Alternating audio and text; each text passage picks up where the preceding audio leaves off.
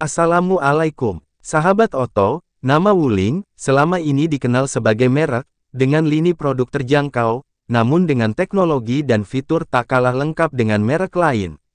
Publik dunia sempat dikejutkan, dengan hadirnya Baojun 310. Alasannya, Baojun 310 dari segmen City Car ini, punya kelebihan pada fitur lengkap, tapi ditawarkan seharga LCGC. Di negara asalnya, mobil ini dijual dengan harga antara 36.800 hingga 49.800 renminbi, atau setara 73 hingga 98 jutaan rupiah. Saat masuk ke Indonesia, akan ada pajak, bea masuk, PPNBM, hingga BBNKB, yang pastinya membuat harga Baojun 310 naik.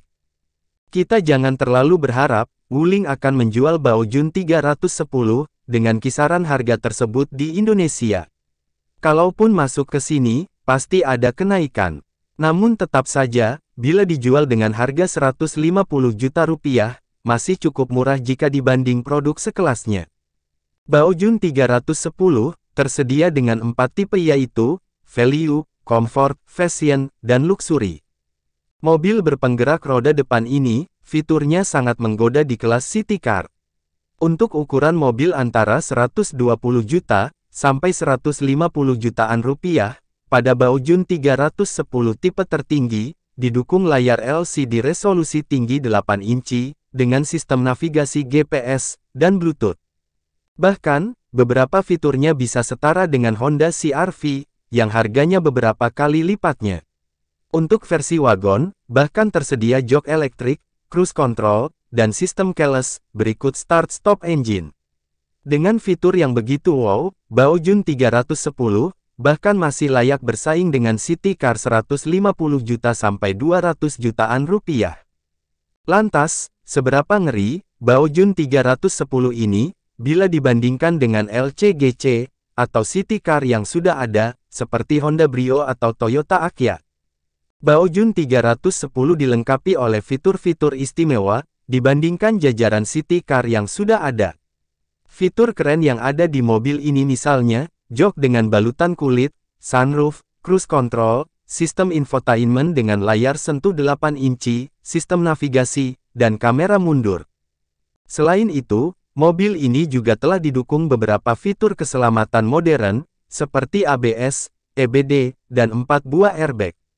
Dengan harga di bawah 200 jutaan rupiah, sekarang ini jelas mustahil menemukan City Car dengan fitur sunroof dan cruise control. Sekalipun fiturnya wah, tapi mesin Baojun 310 tidak istimewa. Sumber tenaga Baojun 310 berasal dari mesin naturally aspirated berkapasitas 1.2 liter.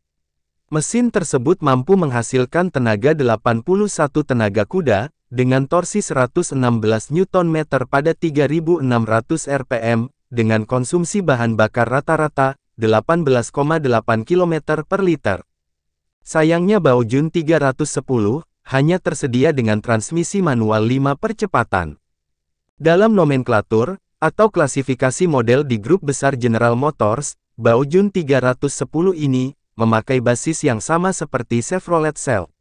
Mobil ini, berdimensi panjang 4032 mm, lebar 1672 mm, dan tinggi 1440 mm, serta berjarak sumbu roda 2550 mm.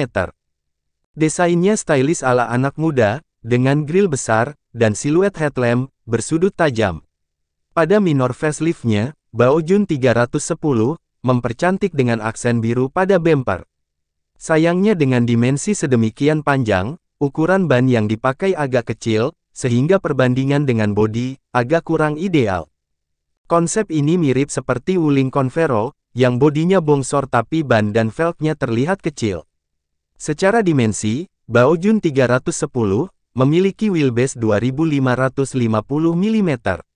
Artinya, City Car ini, digambarkan sebagai terpanjang di antara mobil hatchback di kelasnya. Lantas, bagaimana bila kita bandingkan dengan fitur di City Car LCGC terlaris di Indonesia, Honda Brio Satya? All New Honda Brio tetap mempertahankan berbagai aspek yang menjadi keunggulannya, seperti mesin iVTEC 1.2 liter, dengan tenaga terbesar di kelasnya. Tenaga maksimum dari mesin iVTEC 1.2L adalah 90 PS pada 6000 rpm, dan torsi maksimum mencapai 110 Nm pada 4800 rpm. Melihat angkanya, Brio Satya menang tenaga, dan Baojun 310 menang torsi. Konsumsi bahan bakar Brio Satya, jelas mampu lebih unggul dari Baojun 310. Brio Satya, mampu mencapai angka di atas 20 km per liter, bahkan hingga 30 km per liter. Sementara itu, Baojun 310, harus puas dengan catatan angka 18,8 km per liter. Karakter Baojun dengan torsi lebih besar ini, cocok untuk komuter perkotaan yang sering macet. Sayangnya, Brio harus mengakui keunggulan fitur pada Baojun 310, karena ketiadaan sunroof, dan masih banyak yang lainnya. Pada fitur airbag juga, Brio baru tersedia 2 titik di depan, sedangkan Baojun 310, memiliki 4 airbag.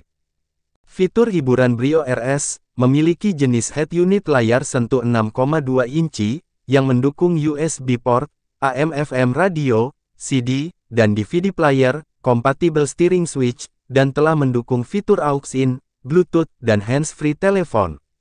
Lagi-lagi, Wuling kembali berhasil mengungguli Brio RS. Pada Baojun 310, telah memakai sistem infotainment dengan layar sentuh 8 inci, sistem navigasi, dan kamera mundur. Baojun 310, bahkan sudah memiliki sunroof, sesuatu yang biasanya dimiliki oleh city car premium, atau mobil seharga 300 juta rupiah ke atas. Demikianlah, semoga bermanfaat.